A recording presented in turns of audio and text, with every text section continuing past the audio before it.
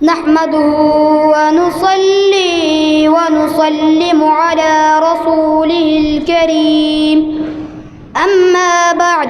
فأعوذ بالله من الشيطان الرجيم بسم الله الرحمن الرحيم قل هل يستوي الذين يعلمون والذين لا يعلمون صدق اللہ العظیم۔ ہاتھ کٹتے رہے پر مشعلے تابندہ رہی، ہاتھ کٹتے رہے پر مشعلے تابندہ رہی، رسم جو تم سے چلی باعث تقلید بنی، شب کے صفات خداؤں کو خبر ہو کہ نہ ہو، جو کن قتل ہوئی شعلہ خورشید بنی۔ سامعین محترم، مدارس کی تاریخ کا آغاز اسی دن ہو گیا تھا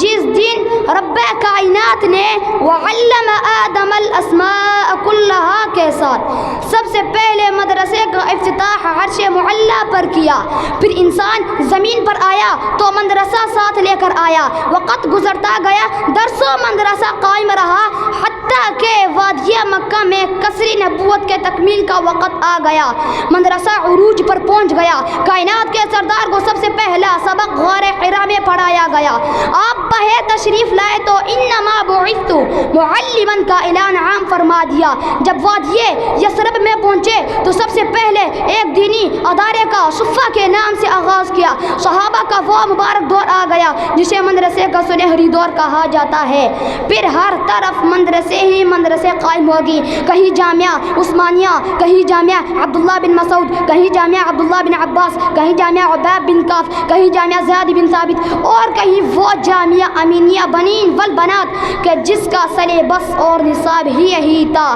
جمیع العلم فی القرآن لیکن تقاصر عنہ اصحاب الرجال۔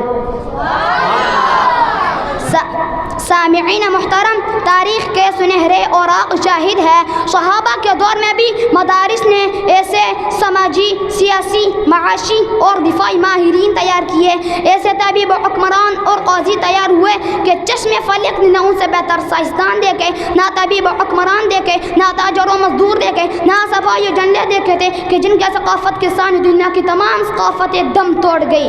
انہی مدارس کے علماء فضلاء ہی تھے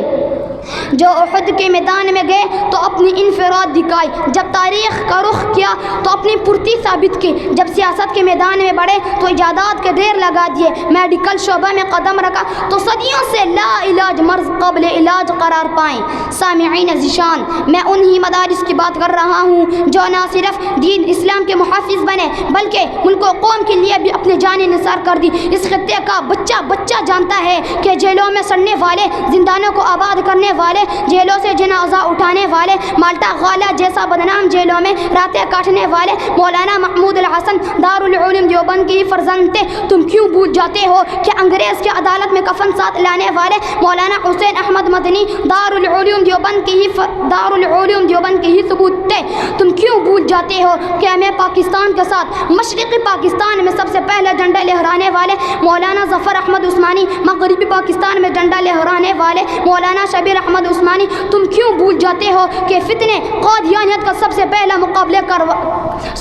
مقابلہ کرنے والے انہی مدارس کے علماء فضلاء ہی تھے؟ وہ اور ہی ہوں گے کم ہمت جو ظلم متشدد سے نہ سکے، شمشیر ثنا کے دارے پر بعد صداقت کہہ نہ سکے۔ یہ چشم فلک نے دیکھا ہے جو طاقت میں ہم سے بڑھ کر تھے، توحید کا جب طوفان اٹھا مد مقابلے رہ نہ سکے۔ وما علینا الا البلاغ المبین۔